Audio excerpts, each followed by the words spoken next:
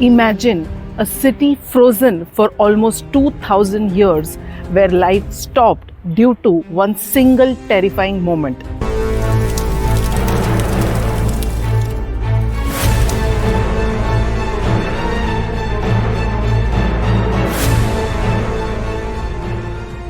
We are going to step into one of the world's most extraordinary archaeological sites, Pompeii. Welcome back to my Italy series. I am Anuja, and in this episode we are going to uncover the secrets of a Roman city which got buried alive under a volcanic ash. Pompeii Naples के पास एक छोटा सा town है, बस 30 minutes by train. आप सर्कमवेसुवियाना line से Napoli गरीबाल्दी station से डायरेक्ट पॉम्पी स्कावी तक आ सकते हो, और अगर बाय रोड आना हो तो रफली 40 मिनट्स बाय कार। पॉम्पी आप दो तरीके से विजिट कर सकते हो, गाइडेड टूर्स या फिर सोलो भी। गाइडेड टूर्स में एक गाइड असाइन होता है जो पूरी कहानी और हिस्ट्री डिटेल में बताता है। मैंने भी एक गाइडेड टूर ही ली थी। जब आप अंदर जाते हो तो हर वॉल, हर स्टोन 2000 साल पुरानी कहानी सुनाता है। पॉम्पी एक बस्लिंग रोमन सिटी थी। यहाँ पे theatres, markets, temples, bakeries, even bath houses and brothels भी थे। Everything that reflected the grandeur of Roman life.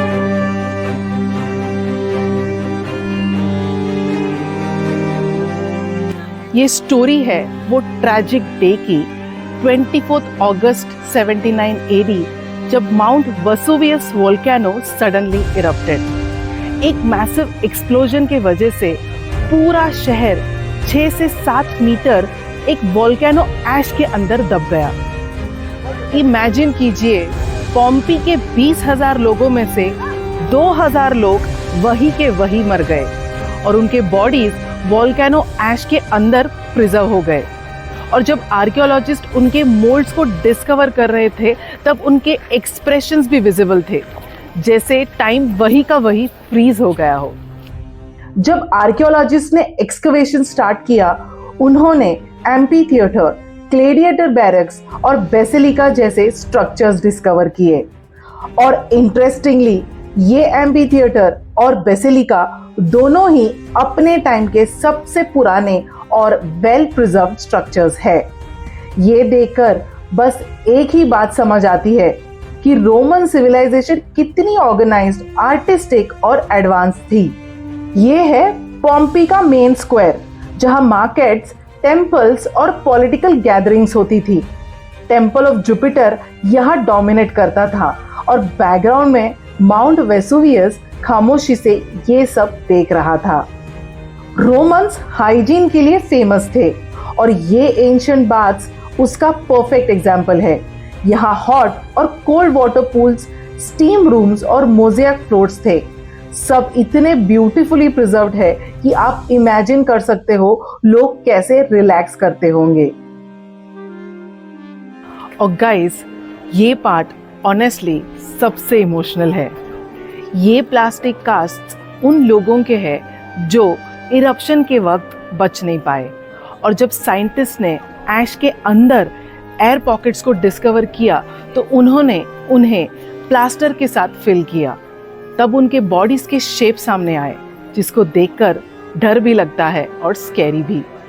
और नियर बाय है गार्डन्स ऑफ द फुजिटिव्स, जहां कुछ और प्रिजर्व बॉडीज है उन लोगों की जो भागने की कोशिश कर रहे थे।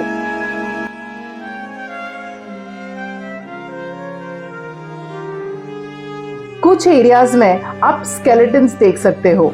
ये आर्कियोलॉजिकल डिस्प्लेस है जहां साइंटिस्ट ने उनके रिमेन्स प्रिजर्व किए हैं, ताकि हम समझ सके कि इरप्शन ने उन पे क्या इम्पैक्ट डाला। This is Pompey's large theatre, which once held nearly 5,000 spectators. Built in the 2nd century BC, it's designed so well that even today, sound can be heard clearly without a mic.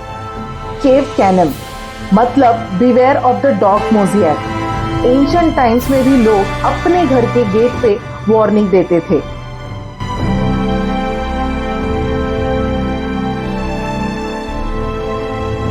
ये structure को Domus कहते हैं और ये Pompey के rich citizens का घर हुआ करता था। ऐसे घरों में खूबसूरत फ्रेस्कोस, कोर्टयार्ड और मोज़ेक्स हुआ करते थे।